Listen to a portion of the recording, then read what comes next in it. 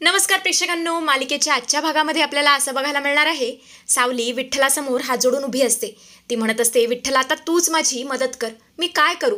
जगन्नाथजींच्या घरी जाऊ का? माईंनी सांगितल्याप्रमाणे त्यांच्या मोबाईलमधला तो व्हिडिओ डिलीट करू का? पण मी जर असं केलं तर तो जगन्नाथजींचा खूप मोठा विश्वासघात होईल. अरे देवा, तू सांग मी काय करू?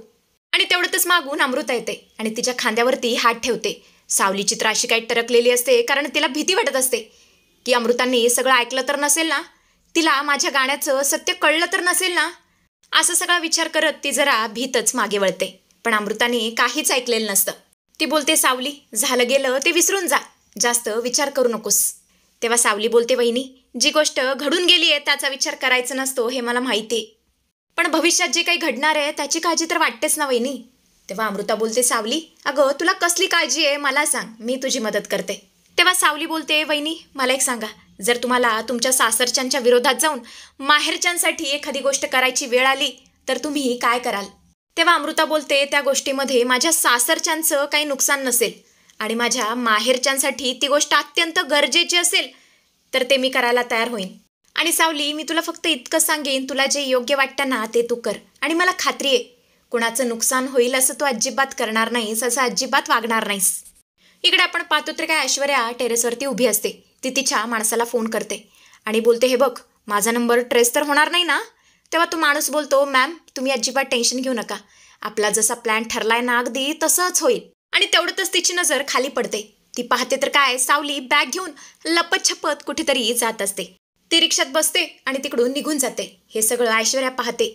ती विचार करते, अरे बापरे, आता ही मूर्ख मुलगी कुठे चालली आहे ना देव जाणे, पण ही कुठे चालली आहे हे तर बघायलाच हवं. असं म्हणतच ऐश्वर्या खाली येते आणि सावलीच्या रिक्षाचा पाठलाग करू लागते. इकडे आपण पाहतो तर काय, चंद्रकांत तिलोत्तमा त्यांच्या खोलीत असतात. चंद्रकांत म्हणत असतो, तिलोत्तमा आज सकाळी जगन्नाथ जे काही बोलला ना ते अगदी योग्य होतं.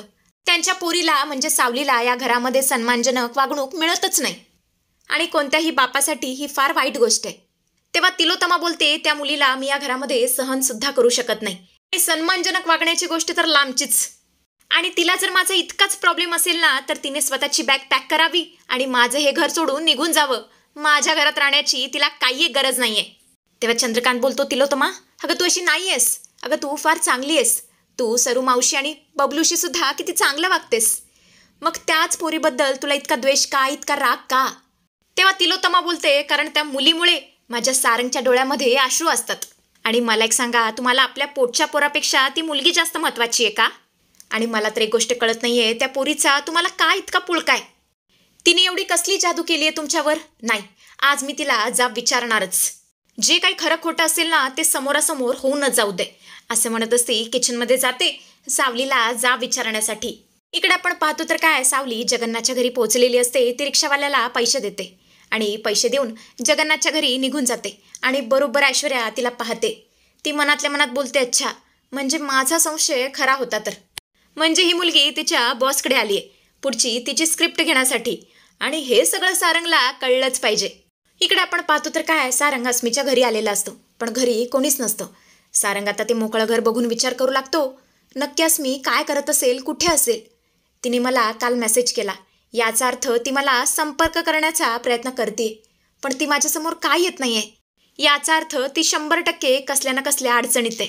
आणि तेवढ्यातच त्या बंगल्यातून एक माणूस, एक मुलगा बाहेर येतो. सारंग त्याला विचारतो, एक्सक्यूज मी, अस्मी प्रधान इथेच राहतात ना? तेव्हा तो मुलगा बोलतो, नाही त्या इथे राहत नाहीत. तेव्हा सारंग बोलतो, हे कसं शक्य आहे? नाही म्हणजे मागे तिला मी इथेच भेटलो होतो. तेव्हा तो मुलगा बोलतो, आधी राहायची पण आता राहत नाही. म्हणजे आम्ही 4-5 जण इथे राहायचो पण आता ती इथे राहत नाही.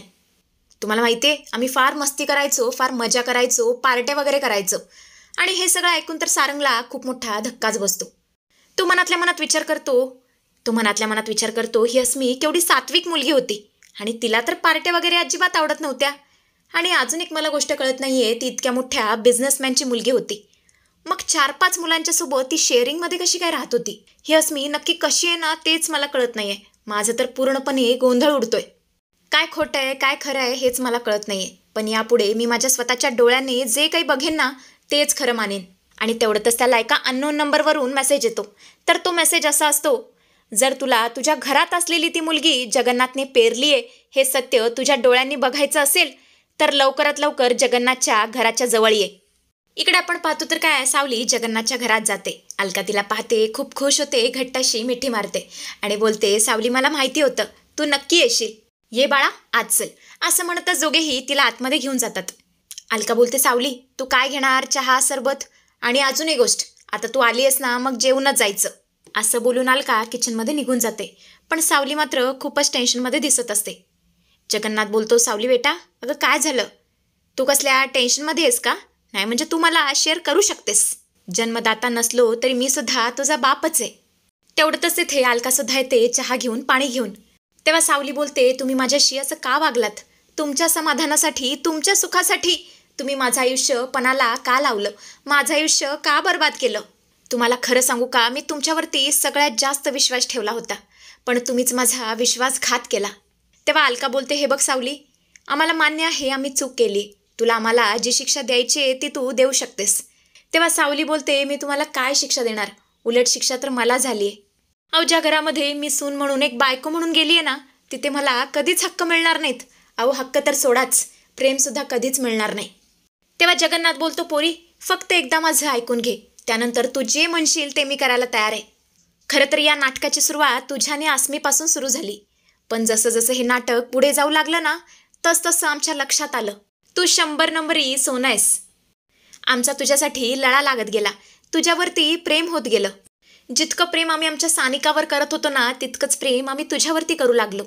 अगं सावली, तू आमच्या आयुष्यात आली आणि आमच्या आयुष्यात असणारं सगळं दुःख निघून गेलं, पळून गेलं. पण नंतर आमच्या लक्षात आलं तू पवित्र आहेस, शुद्ध आहे, सात्विक आहेस. पण आता माहेर वाशिन म्हणून आली आहेस ना, तर 2 दिवस राहून जा. तेव्हा सावली बोलते, मी इथे राहायला नाही आलेली, मी लवकरच निघणार आहे. तेव्हा अलका बोलते, बरं ठीक आहे राहू नकोस, पण जेवून तरी जाशील ना? मी आलेच. असं म्हणतच दोघेही तिकडून निघून जातात रूममध्ये. पण जगन्नाथचा मोबाईल मात्र तिथेच समोर असतो टिपॉयवरती. पण ही सावली कसं बसं धाडस करते, थरथरल्या हाताने तो मोबाईल उचलते आणि इकडे तिकडे पाहू लागते, कोणी आपल्याला बघत तर नाहीये ना, आणि व्हिडिओ डिलीट करण्याचा प्रयत्न करू लागते. तेवढंच तिथे जगन्नाथ येतो आणि बोलतो, सावली व्हिडिओ डिलीट करू नकोस. अगा हा वास ताराचा नाही आहे तर तुझा आहे. हे सारंगला कळणं फार महत्त्वाचं आहे. हा व्हिडिओ मला सारंगला दाखवायचा आहे बाळा. तेव्हा सावली बोलते, पण मी माईंना शब्द दिलाय. माझ्या शब्दाचं काय? मी जर माझा शब्द नाही पाळला तर स्वतःच्याच नजरेतून उतरेन. तेव्हा अलका बोलते, पोरी अगं हल्लीचं जग शब्दावरती नाही चालत, प्लीज आमचं म्हणणं समजून घे. तेव्हा सावली बोलते, तुम्ही प्लीज मला समजून घ्या आणि हा व्हिडिओ डिलीट करा. ह्या व्हिडिओचं डिलीट होणं माझ्यासाठी फार महत्त्वाचं आहे, कारण मला माझे आईवडील खूप प्रिय आहेत. मी त्यांच्या आयुष्याशी नाही खेळू शकत. असं बोलून ती तिकडून निघून जाते. तेव्हा आता जगन्नाथ तिचं ऐकेल का हे सगळं पाहणं रंजक ठरणार आहे.